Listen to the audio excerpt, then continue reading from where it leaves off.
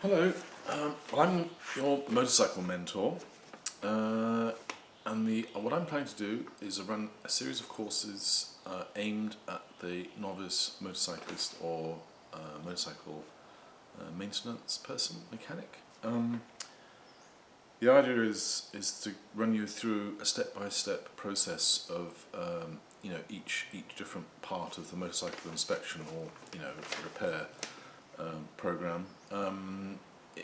It's not aimed at restorations or rebuilding, but just those little simple jobs that a lot of people don't seem to have, don't really have an idea where to start. And this is my plan is to get you sort of on that ship on that voyage of discovery of learning how to just maintain your own motorcycle. I know a lot about motorcycles now. When I started, I knew nothing. 45 years ago, I was enthusiastic motorcyclist, but I had no clue how to fix anything or to look at anything. I suppose I had a practical streak, if I'm honest.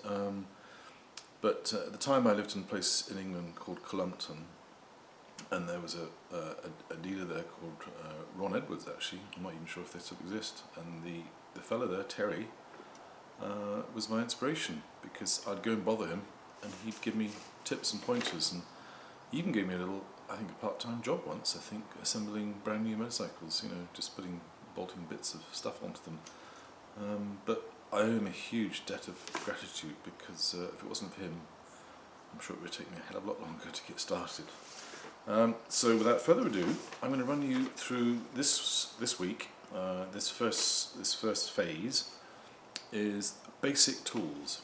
Just the basic tools you need to check stuff, take seats off, check brake fluid, all the absolute basic minimum tools that you'll require, preferably to take with you on road trips so that you can check odds and ends, get your home stuff. Nothing complicated. You don't need many, just a few, just a handful.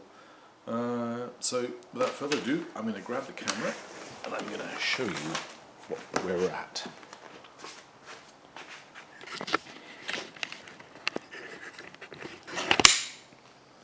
Sorry about that. Right. Well, the first thing is wrenches. Now then, spark plug wrenches. They come in different sizes. Unfortunately for the Japanese, the British motorcycle industry, or actually I guess American too, was here first. So all the measurements are in imperial. Well, a lot of them are. For example, I've marked that as 21 millimeters. It's actually 13/16. So the 21 millimeters is the closest size that you'll get to that. And I have a plug in there. That's a big one. That's the kind of thing you'll find on a lot of older machinery, mainly British. That's mainly for British motorcycles. Some older Japanese motorcycles, the V-twins, I think some of the older ones use that. Now this one is an 18mm, which actually is an 18mm, and that's quite common, especially for Hondas. That's a very common size for Hondas. This one is another. This is actually, I've marked this as 16mm. What actually is that? I think it's 5/8. That's also fitted to a lot of Japanese, especially the scooters and the smaller ones. All different. Different. You just have to get the right wrenches for the right bike, basically. Just make sure you have the right one. This here also is a 16mm wrench that was part of a toolkit in the scooter. Oops, I lost that one. Also this screwdriver, which has got a crosshead at one end and a flat blade at the other. They're garbage really, but they're better than nothing. I always carry a set of feeler gauges, because if you have a plug that's not working, it never hurts to check the plug gap. So when you unscrew a plug, you should always check. Well, there's no gap on that one at all. I don't know if you can see it in the camera, but there's a gap between the center electrode and the ground terminal at the edge there. And what these are for is for, among other things, they're for checking the plug gap, and typically on the Japanese motorcycles, about 0.75 of a millimeter. I always carry a flashlight, always just a little one. This is a little halogen. It's got two functions, quite handy. There's a side light, and there's the main. It's not working, the battery's dead. Oh no, there we go. So that's always a very handy, especially if you're broken down at dusk or in the evening while you're trying to look at something dark. I have a set of wrenches here. 1/4 inch handheld, 1/4 inch ratchet, and an extension for that, and also 3/8. A 3/8 is for the bigger stuff, and these are the extensions for the 3/8 here. Now on Japanese motorcycles, you pretty much, everything's pretty much 6, 8, 10 or 12 millimeters. So that's a 12, that's a 12 millimeter, that's a 10, that's an 8, I haven't got my glasses on so I can't, that's my next part of the thing. That's an 8 millimeter, and that's a 6. That'll cover pretty much every fastener on a Japanese motorcycle. These are all 1/4 inch drive. I included the 3/8 drive for the spark plug wrenches because you unless you have an adapter, that's what they usually are. The next thing is I've gone for some metric. These here, also duplicates, 8, 10, 12. There's a 13 there. You do get, especially on the older Japanese motorcycles, you quite often have a 13 millimeter. And this is a 17. This is more spark plug wrench. Sorry, not spark plug. The oil drain plug. It's very common to have a 17 millimeter wrench for the oil drain plug. Not that you'll be doing that by the side of the road unless it's come loose or something. I usually carry one of those. They're adjustable, and it's just if you're really stuck, sometimes they'll help you. There's a bigger one though, which I don't tend to carry with me, but it's always worth having. There's a much bigger one though, which I might carry because apart from anything else, it'll actually work for the wheel spindle. For example, here, I mean this is a small one, but sometimes they can be huge. 21 millimeters, 22 millimeters. So I think in that case, and a big adjustable crescent wrench is actually a useful thing to have. Screwdrivers, flat blade, good Phillips, good. I usually carry a small one too for the really small screws, like the adjustment screws on the carburetor. It's kind of handy to have it, stuff like that. And I always carry this crossover with a T-handle. On Japanese motorcycles, they're fitted. Actually, I want to show you on this Triumph here because even though it's not Japanese, it's a Triumph. It's a Japanese part. This is fitted with a master cylinder cap for the brakes.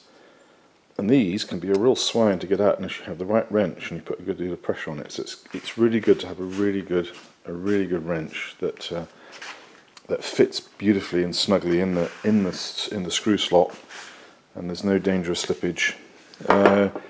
Japanese motorcycle also Allen keys. Pretty much those two sizes will cover everything. So that's I think that's a 4 and 5 millimeter there, and that pretty much covers all of your Allen, hex head screws that are fitted onto a motorbike. Not that you probably need that very often. I'm just trying to think of a roadside event that would require that, but I can't think of one offhand. So, multi-tool, good decent multi-tool is always worth having. They've saved my bacon a few times. Tyre pressure gauge. Very often gas stations don't have them, so it's always worth carrying one. Gas stations also tend to have tyre fillers that won't fit because of the angle of the valve. For example, on this motorbike here, look, I don't know if you can even see it. That valve's pretty hidden in there, and it takes a weird kind of filler to fit that sometimes. And so this is a long one, but you can get shorter ones, and they're flexible, and they'll fit anything. So it's always worth carrying one of those with you. That and a filler. The other thing I tend to carry, and I don't have one now, I don't know what happened to it, is a thing for inflating and repairing tyres. A can, which you can buy from, like Canadian Tire or Lorco or Napa or any of those places. So if you have a flat, there is nothing more inconvenient than a flat tyre in the middle of nowhere on a motorcycle. It's just the most aggravating thing in the world. And, you're stuck, basically, unless you have tyre levers and a patch kit or whatever.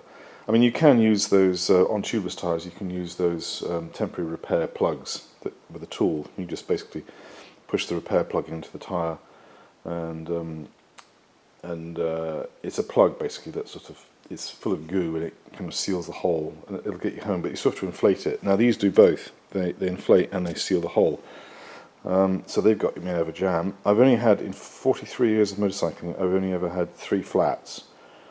And on 2 occasions these have saved my bacon. The first time I didn't have anything, so I learnt my lesson. So that's really worth having. So that's basically it for tools.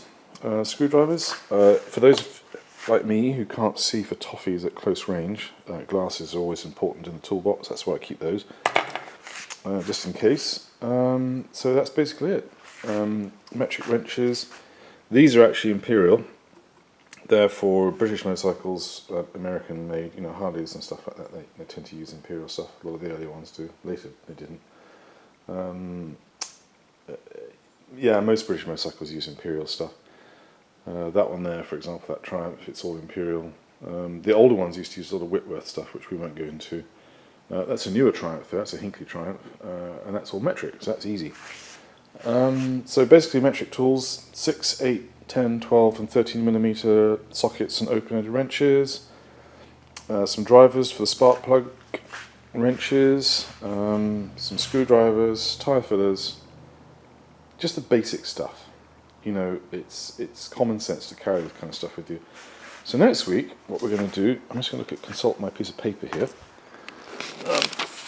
I'm going to consult my piece of paper. I'm going to focus on something here. Should I focus on a motorbike? Triumph. Next week, we're going to cover basic electrical function. So it's like tyre pressures, wheel condition, chain condition, tension, brake fluid level, oil level, fork seals. All the basic stuff that you want to check before you go on a road trip or just on a weekly basis on the motorcycle. So that's it for now, and thank you for listening.